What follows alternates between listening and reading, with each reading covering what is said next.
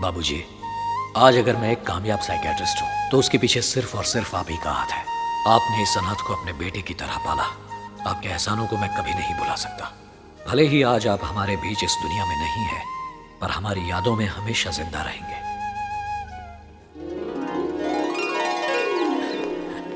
माँ, आशीर्वाद दो। जीते रहो बेटा। इतने दिन बाद आया है। लगता है तू तो हमें भूल ही गया था। यहाँ से जाने के बाद एक बार भी तूने फोन नहीं किया। डॉक्टर क्या बन गया, माँ को ही भूल गया। फिक्र मत करो माँ, अब मैं वतन को छोड़कर कहीं नहीं जाऊंगा।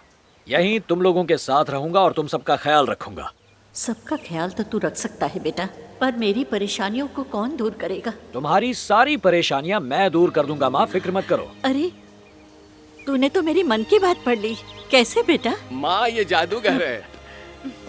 ये किसी का चेहरा देखकर उसके मन में क्या चल रहा है सब बता सकता है। ये सिर्फ डॉक्टर नहीं है, एक जाना माना माइंड रीडर भी है। अभी पिछले साल ही इसे अमेरिकन गवर्नमेंट ने अवार्ड भी दिया है। बस मैं समझ गई। ये कोई रॉकेट साइंस नहीं है माँ। प्रैक्टिस से कोई भी इसे आसानी से सीख सकता है। वो सब छोड़ो माँ, ये बताओ कि काम के सिलसिले में अगर सुमित विंध्यपुरम जाकर रहता है तो आखिर उसमें क्या प्रॉब्लम है? तू नहीं जानता शंकर, मैंने सोचा था इसकी शादी गायत्री के छोटे भाई की बेटी प्रिया से करके टूटे रिश्तों को फिर से जोड़ लूंगी, पर इसने भी वही किया। अपनी मर्जी से लव मैरिज कर ली। मुझे पता था तू हंसेगा, क्योंकि तू उस घर में रहने वाली गायत्री को नहीं जानता। वो इतनी खतरनाक है कि उस घर में रहने वाले उसके भाई तक डरते हैं। ये वही गंगा को ले जा रहा है और मुझे पूरा यकीन है कि वो गायत्री इससे बदला लेने की पूरी कोशिश पर करेगी। माँ, मैं उनके घर नहीं ठहरूंगा। तो फिर कहाँ रहोगे? उस गांव में जो पुरानी हवेली है उसे मैंने खरीद लिया है, मैं वहीं रहूंगा।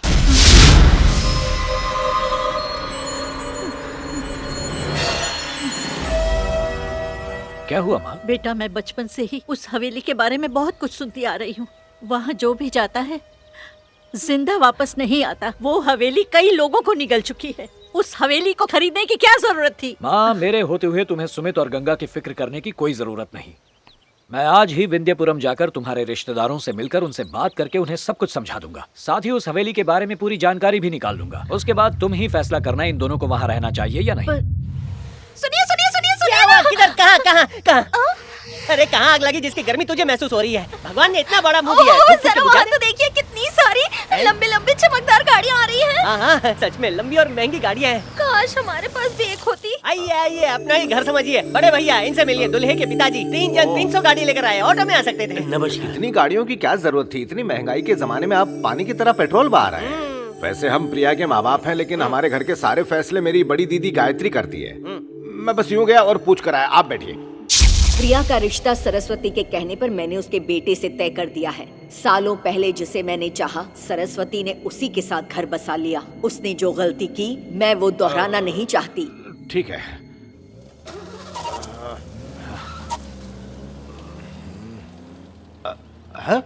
अरे सब लोग कहाँ गए? अरे दीदी की भौंपू जैसी आवाज सुन के वो लोग कबूतर की तरह फुर्र हो गए। क्या बात कर रहा है? हमारी शादी को 8 साल हो चुके हैं और इन 8 सालों में सरस्वती काकी के परिवार से आज तक हमें कोई मिलने नहीं आया। अरे वो लोग कभी मिलने नहीं आए तो अच्छा ही है ना। ये सारी जमीन जायदाद हमारे हिस्से आएगी। उसमें हमारे बच्चे कबड्डी खेलेंगे। ए पोपट, ए दुल्हे राजा, फड़फड़ाते हुए आजा।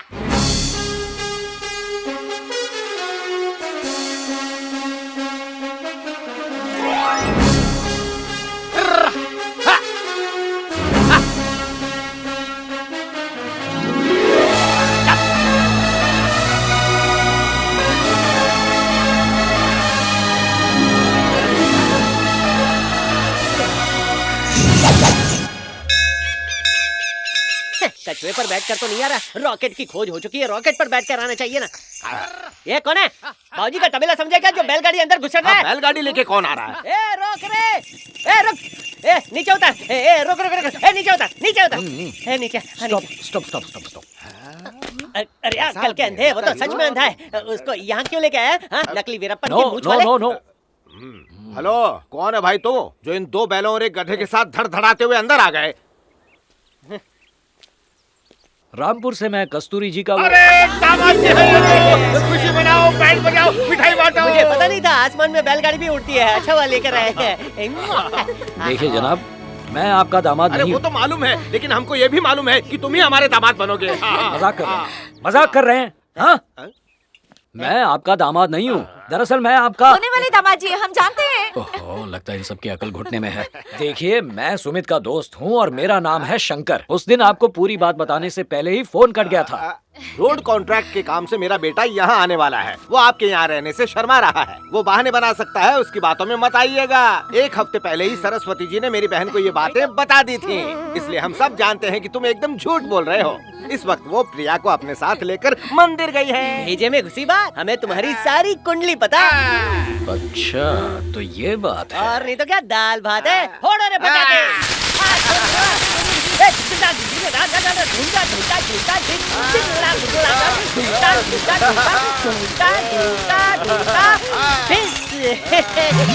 ये कहाँ ठिस हो गया? अरे यार, भंगिनी भी गायब हो गई।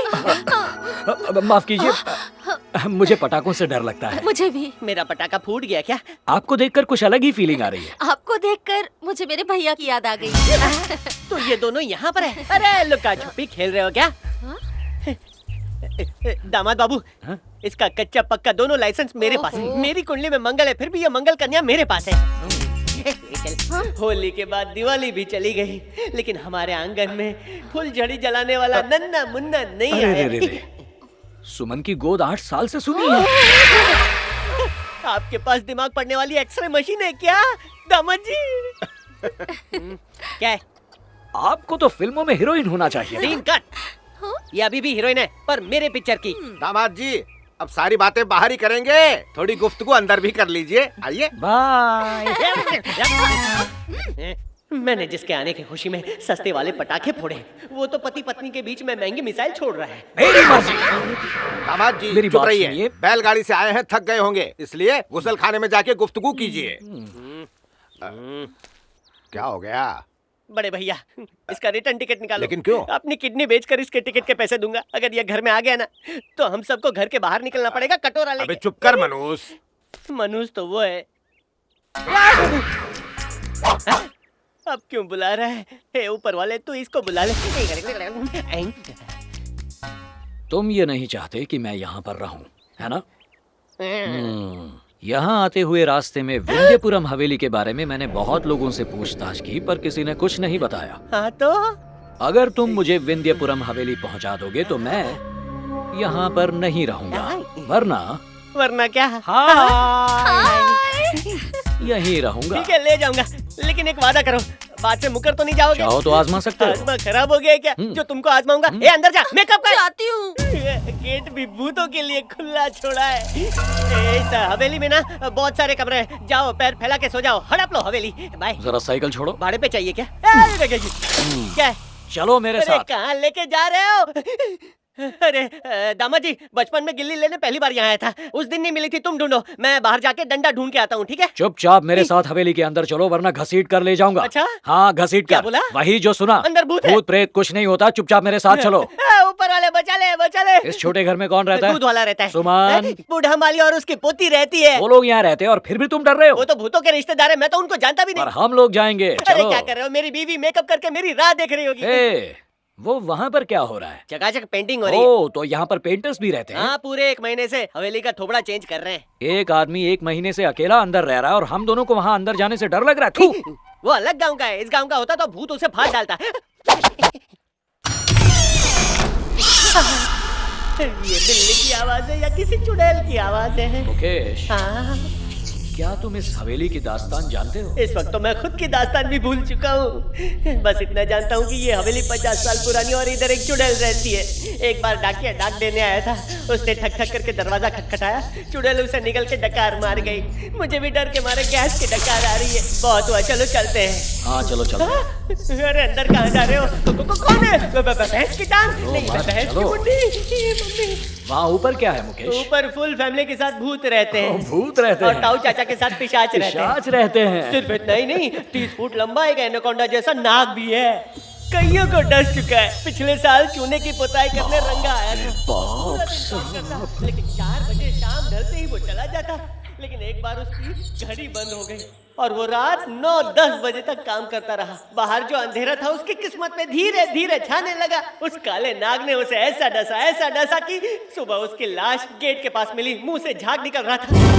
दामाद जी, दामाद जी, दामाद जी, दामाद जी, दामाद जी को चुड़ैल ले गई है। अब मैं घर वालों को क्या जवाब दूंगा?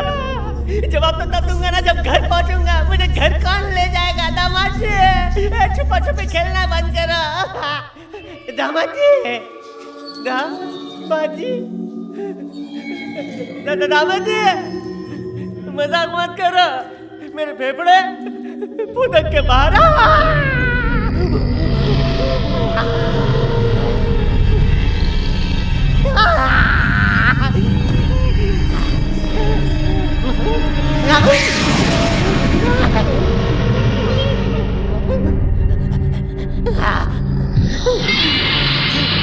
बोला था ये भूतिया हवेली है, फिर भी नहीं माने।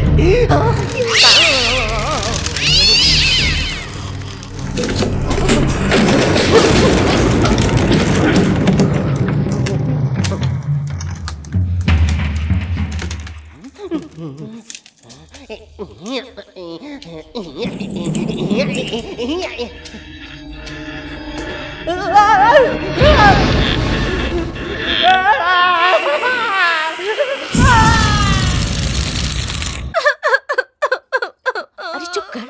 सुनिए जी, सुनिए ना। मुकेश होश में आ। ए मुकेश, मुकेश होश में आ। तू चुपचाप अच्छा नहीं लगता मेरे भाई। तेरे इस मुंह से बकवास ही अच्छी लगती है। दामाद जी ये बताइए, इसको भूतिया बंगले में ले जाने की क्या जरूरत थी? अब देखिए उस चुड़ैल ने मेरे हंसते खेलते भाई की क्या हालत कर दी है। जैसे कोई लाश खड़े खड़े हंस रही है। कुछ कीजिए, बड़ा डरावना लगता है ये।